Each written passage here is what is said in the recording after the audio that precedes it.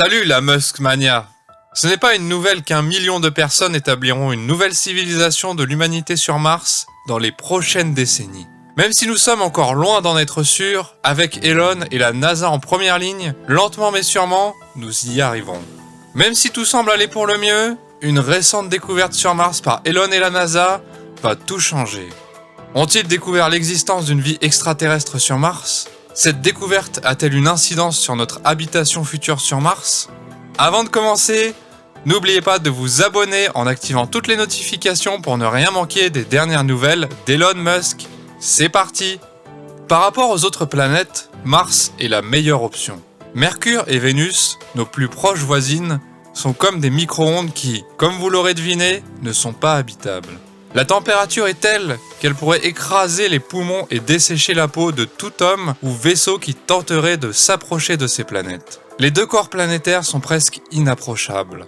D'autres planètes auraient été de meilleures options si seulement elles ne présentaient pas des températures froides bien inférieures à celles auxquelles le corps humain pourrait s'acclimater. Ne parlons même pas de la planète naine de Pluton, oubliée depuis longtemps. Des agences comme la NASA et SpaceX ont redoublé d'efforts pour découvrir à quel point il serait pratique de vivre sur l'une de ces planètes.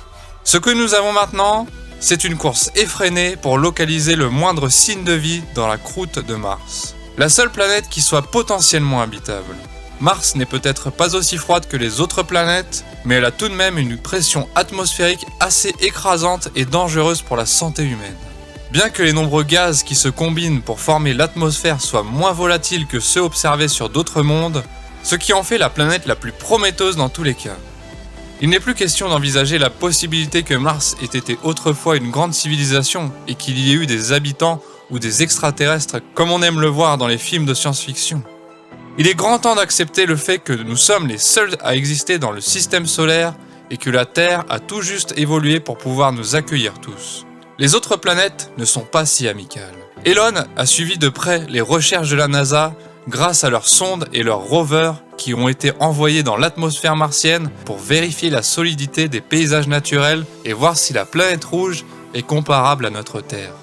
Ce qui a été découvert au cours des 5 dernières années est fascinant. Avec la découverte potentielle de traînées d'eau dans les rivières souterraines, de geysers et peut-être de sources qui ont pu exister à un moment donné de l'évolution de la planète. Les scientifiques sont à la recherche de signes d'eau qui ont progressé grâce au rover Curiosity de la NASA, qui a touché les bons endroits et découvert des cailloux lisses et arrondis qui semblaient être le chemin d'une rivière. La rivière devait avoir au moins une profondeur de cheville ou de hanche, mais elle est introuvable.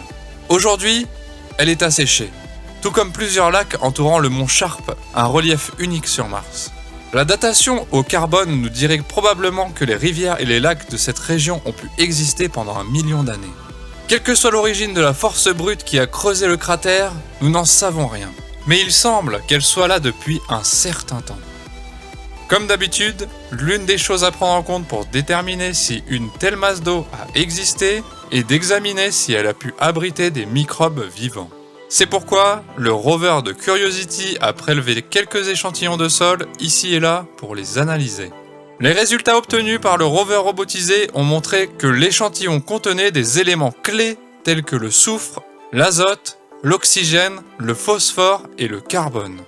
Curiosity a obtenu les échantillons en forant dans ce que les scientifiques ont choisi d'appeler le mudstone. Ces éléments essentiels devrait ouvrir une porte dans votre esprit lorsque vous réaliserez à quel point ces éléments sont importants pour toute vie ici sur Terre, et si on les trouve également sur Mars, nous sommes autorisés à rêver que des plantes et des micro-organismes puissent prospérer sur la croûte de Mars. Les autres matières contenues dans les échantillons comprenaient de l'argile et certains sels. Cela a conduit les scientifiques à conclure que l'eau qui y coulait était de l'eau douce et également potable. Les scientifiques ont exclu la possibilité qu'il s'agisse d'eau salée car la teneur en sel s'est avérée trop faible. Le rover martien a également trouvé davantage de roches organiques dans les couches rocheuses de Mars. Contrairement aux expéditions précédentes, le rover de Curiosity était armé d'une foreuse spéciale qui lui permettait de faire des trous dans les formations rocheuses. Ainsi, il a pu extraire efficacement des échantillons des roches. Bien que ces échantillons ne représentent pas la possibilité d'une vie sur Mars dans le passé ou le présent, ils pourraient être de bon augure pour l'avenir. Je veux dire par là que nous voyons les signes d'ingrédients bruts importants pour soutenir la vie, ce qui est une bonne façon de commencer. Certains de ces matériaux organiques anciens peuvent être utilisés pour étayer de nouvelles études. En gros, nous avons l'impression d'en savoir plus sur la nature de la planète rouge, cela oriente également notre réflexion dans la bonne direction. Une autre découverte incroyable est la présence de méthane actif dans l'atmosphère. Le rover martien est équipé d'une technologie laser appelée spectromètre laser accordable, capable de détecter les niveaux de méthane atmosphérique. Il peut nous dire s'il y a une augmentation du niveau de méthane sur une période donnée. Pourquoi cette découverte du méthane est-elle bénéfique pour tous ? Le méthane est considéré comme l'un des principaux composés carbonés qui sont facilement produits par les organismes vivants. Cela laisse entrevoir la possibilité que des micro-organismes ou des plantes puissent se développer sur Mars. Bien qu'il n'y ait pas eu d'observations prouvant leur existence actuelle, les scientifiques explorent d'autres options. Le méthane pourrait avoir été produit par les roches et l'eau qui réagissent constamment ensemble. Il n'y a aucune preuve d'eau à la surface de Mars. Il est donc difficile de mettre le doigt sur ce qui aurait pu augmenter les niveaux de méthane dans l'atmosphère. S'il y a quelque chose qui nous effraie sur Mars, ce sont les niveaux de radiation alarmants. Comme si ce n'était pas déjà assez grave sur Terre, la NASA a refusé d'envoyer des astronautes sur Mars car les radiations sont trop élevées pour qu'ils puissent travailler sans équipement de protection individuel. Considérant que cela pourrait retarder de quelques années les projets d'occupation de la planète, le rover a également découvert les rayons cosmiques galactiques qui sont souvent produits par les explosions de supernovas et les particules énergiques solaires qui sont émises par les éruptions solaires et la haute énergie libérée par le Soleil. Ces éléments excluent l'exploration de Mars par l'homme et il pourrait en être encore ainsi. Elon semble savoir comment surmonter les radiations et l'éventuelle basse température dont souffre l'atmosphère de Mars. Selon lui, nous pourrions la réchauffer un peu avec notre propre forme de thermostat planétaire. Sinon, nous ne pouvons que rêver de trouver des moyens plus sûrs pour permettre aux astronautes d'atterrir sur Mars et d'y effectuer un travail qui, en fin de compte, permettra à l'homme de passer du statut de terrien à celui de martien. Il y a peut-être quelques points positifs pour lesquels nous devons remercier l'atmosphère de Mars, comme les constituants lourds de l'hydrogène, du carbone et de l'argon dans leur forme isotopique.